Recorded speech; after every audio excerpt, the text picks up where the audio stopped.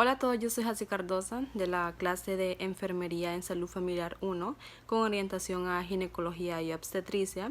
El día de hoy les voy a hablar sobre lo que son los oligohidramios y los polihidramios, que son dos patologías que tienen cierta similitud y que son de mucha importancia para todo el personal de salud para poder prevenir lo que son las complicaciones, para poder detectarla a tiempo y prevenir lo que son las complicaciones en el embarazo y también prevenir lo que son las complicaciones en el feto, que puede ser muerte fetal y también ciertas enfermedades que impidan un buen desarrollo de él.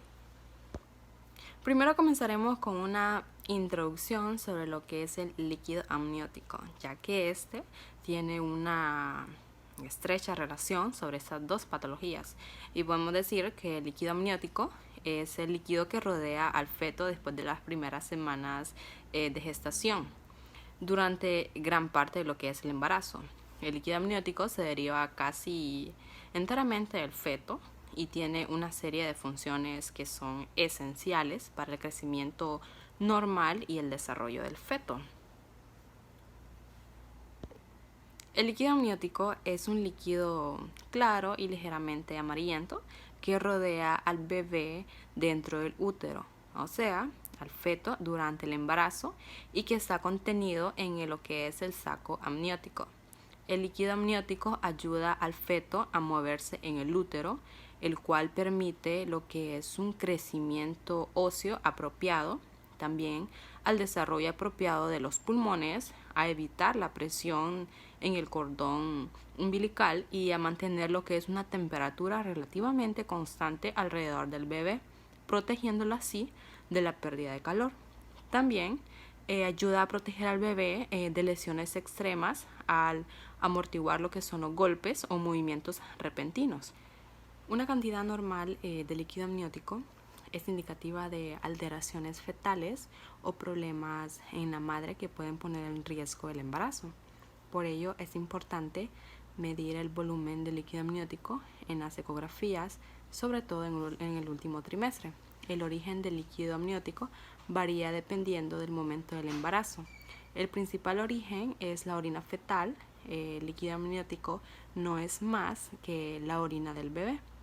La cantidad de este líquido va variando ya que se encuentra en una bolsa herméticamente cerrada y sufre un ciclo donde el feto lo produce mediante su orina y lo absorbe mediante la deglución, es decir, que el bebé lo traga, el feto lo traga, manteniendo así sus volúmenes más o menos constantes durante el embarazo. Por lo tanto, partiendo del hecho de que la bolsa amniótica está totalmente sellada, cualquier condición que haga que el feto orine mucho o trague poco va a hacer que el líquido amniótico esté aumentado, y esto se le conoce como polihidramios. Y por el contrario, toda aquella condición que haga que el feto orine poco o trague mucho va a originar que el líquido amniótico esté disminuido, y esto se le conoce como oligohidramios. ¿Cómo medir el líquido amniótico? Pues puede medirse con una ecografía de ultrasonido utilizando el llamado método de Phelan, o lo que es lo mismo calculando lo que es el índice de líquido amniótico con sus siglas ILA. Tanto el exceso como el déficit de líquido amniótico pueden ser evaluados mediante lo que son las ecografías. Se debe medir, y para ello existen también métodos y técnicas validadas dependiendo del momento del embarazo. El ILA se obtiene al sumar lo que son estas 4 medidas obtenidas, como pueden ver en la imagen. El valor normal del ILA debe estar entre los 8 al 24 centímetros para considerar que el volumen del líquido amniótico es el correcto. Este método consiste en dividir lo que es la cavidad uterina en 4 cuadrantes y a continuación medir los diámetros de las lagunas máximas libres de líquido amniótico en cada cuadrante. Ahora sí comenzaremos con la primera patología, que es el oligohidramios. El oligohidramios es un diagnóstico que se incorporó al trabajo obstétrico en, en las últimas décadas y es causa importante de morbilidad fetal e incrementó el indicador de la operación cesárea. Se sabe que el daño fetal será proporcional al tiempo de exposición del feto a las causas que lo provocan. El oligohidranios complica el 0.5 al 8% de los embarazos. El pronóstico está asociado con la edad gestacional. Sin embargo, la alteración es leve, idiopática y ocurre en el tercer trimestre. El término oligohidranios hace referencia a la poca cantidad de líquido amniótico en el embarazo. Esta alteración afecta al menos del 10% de las mujeres embarazadas, aunque solo son diagnosticadas alrededor del 5%. Los datos epidemiológicos de los oligohidranios de una investigación realizada a un grupo de mujeres en relación a la atención médica durante el embarazo, se estima que el 54% de los embarazos tuvieron un mal control, sin presencia de la patología adicional que tuvo un porcentaje de 40%, siendo los factores de riesgo más frecuentes la presencia de anemia en el embarazo con un 24% de las pacientes, seguido por la amenaza de parto pretérmino con un 17%, la rotura prematura de membranas con un 9%, la hipertensión inducida por el embarazo que tiene un porcentaje del 5% y como factor de riesgo menos frecuente en estas pacientes fue la restricción del crecimiento intrauterino con un 3% y la presencia de diabetes gestacional con un 2% de los 100 casos que se fueron estudiados. Un estudio realizado en 186 pacientes, 93 con diagnóstico de muerte fetal mayor de 28 semanas seleccionada por el hallazgo clínico y ultrasonografía de ausencia de frecuencia cardíaca fetal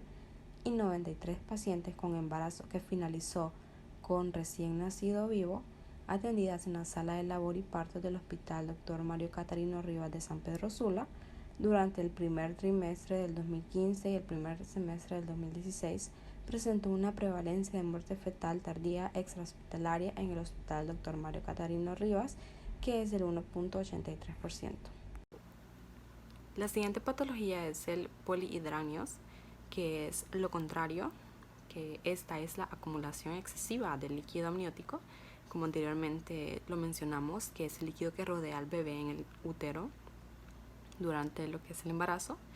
El polihidráneos ocurre alrededor del 1 o 2% de los embarazos. También se conoce como trastorno del líquido amniótico o hidráneos. La mayoría de los casos de polihidráneos son leves y se deben a una acumulación gradual de líquido amniótico durante la segunda mitad del embarazo. El polihidráneos puede ser grave y puede causar dificultad para respirar, trabajo de parto prematuro y otros signos y síntomas. Puede complicar el embarazo según el grado de severidad. La mayoría de los casos no tienen una causa demostrable, aunque ahora con las nuevas técnicas de diagnóstico, un porcentaje de ellos se tiene que son afecciones genéticas. Los datos epidemiológicos de los polihidráneos, la incidencia varía de un 0.6% a un 3.6% según informes de varias regiones del mundo. Estudios muestran que la edad materna en relación al polihidráneos, mostrando que la mayor prevalencia se encuentra en el grupo de 14 a 24 años, con un 41,43%. La edad materna con mayor relación a los polihidráneos está comprendida entre los 20 a los 24 años. A continuación podemos observar un cuadro comparativo donde se pueden comparar las causas de los oligohidranios y polihidráneos, donde en primero, que es oligohidranios, es el rompimiento de la bolsa amniótica antes del trabajo de parto, crecimiento fetal insuficiente, embarazo que se pasa de la fecha de parto, defectos de nacimiento, es posible que haya problemas renales y del tracto urinario, síndrome de transfusión de gemelos. En esta afección, los gemelos idénticos comparten una placenta. En los polihidráneos, las causas serían un defecto de nacimiento que afecta al tubo gastrointestinal o el sistema nervioso central del bebé, diabetes de la madre, transfusión feto-fetal, una posible complicación de los embarazos de gemelos idénticos por la que uno de los gemelos recibe demasiada sangre y el otro una cantidad insuficiente. por falta de glóbulos rojos del bebé, que se puede decir como una anemia fetal, la incompatibilidad de los grupos sanguíneos del bebé y la madre, y también las infecciones. En los síntomas de los oligohidráneos es una falta de líquido amniótico de lo esperado para el trimestre. El tamaño del útero es más pequeño de lo esperado. El tamaño del abdomen es más pequeño y los latidos cardíacos son más lentos en el bebé. El bebé se puede sentir con facilidad cuando el médico palpa el abdomen de la madre. También pocos movimientos del bebé de los acostumbrados y el líquido amniótico se está saliendo por la vagina de la madre. Los efectos que puede causar en el feto es la restricción del crecimiento, las contracturas de las extremidades, la muerte, la maduración pulmonar retardada e incapacidad para tolerar el trabajo de parto. En polihidráneos se puede clasificar de leve y grave, y en el polihidráneos leve puede provocar pocos signos o síntomas, si es que se provoca alguno. El polihidráneos grave puede provocar lo siguiente: falta de aire o incapacidad para respirar, inflamación de las extremidades inferiores y la pared abdominal, molestia en el útero o contracciones uterinas. También una posición fetal anómala como presentación de nalgas. Los efectos en el feto son las alteraciones gastrointestinales, las cardiopatías congénitas, tumores fetales, alteraciones renales y alteraciones cromosómicas. ¿Cómo se diagnostica? En los oligohidráneos y polihidráneos se diagnostican de la misma forma, con una ecografía fetal, calculando lo que es el índice de líquido amniótico y también haciendo la palpación, si se muestra de que el feto puede ser palpable y que son los oligohidráneos, y cuando el feto no puede ser palpable, que es en polihidráneos. Como pueden ver en la imagen, están los valores que son normales, y que es de 8 a 23 centímetros de líquido amniótico, y también los que no son normales, como el oligohidráneos, que es menor a 7 centímetros, y polihidráneos, que es mayor a 24 centímetros, que se puede calcular por medio del índice de líquido amniótico. Como tratamiento para los oligohidráneos, la ingesta de vitaminas y hormonas como tratamiento farmacológico, hidratación parenteral, corticoides, progesterona, antibiótico-terapia en caso de infecciones recurrentes, con inhibidores también de la síntesis de prostaglandinas, la indometacina, dosis masivas de metamizol.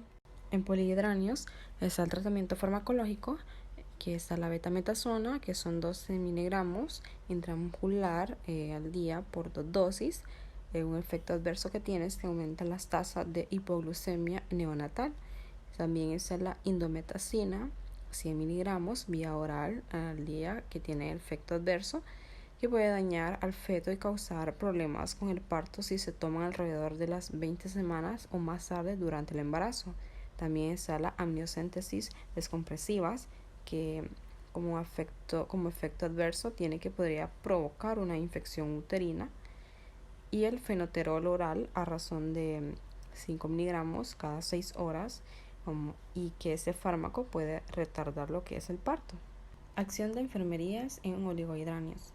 Se realizan cuidados de enfermería dependientes, procurando un reposo absoluto e interdependientes, manteniendo un equilibrio hídrico, alimentación adecuada, tratando el estreñimiento, prevención de infección y manejo de la ansiedad, que puede repercutir en el sueño y la comodidad. En polihidráneos, brindar una educación sobre la alimentación saludable, educar sobre la patología, dar a conocer la importancia del autocuidado, educar sobre los ejercicios más recomendables en el embarazo y la importancia de las visitas prenatales. ¿Cómo se puede disminuir el riesgo de presentar oligohidráneos en un futuro embarazo? No se debe fumar, consumir alimentos saludables y variados, tomar las vitaminas prenatales según las indicaciones, tomar líquidos como se le haya indicado, controlar la diabetes u otras afecciones médicas. Según los estudios, no se pueden prevenir los polihidráneos. Por último, tenemos los diagnósticos NANDA para la madre y el feto.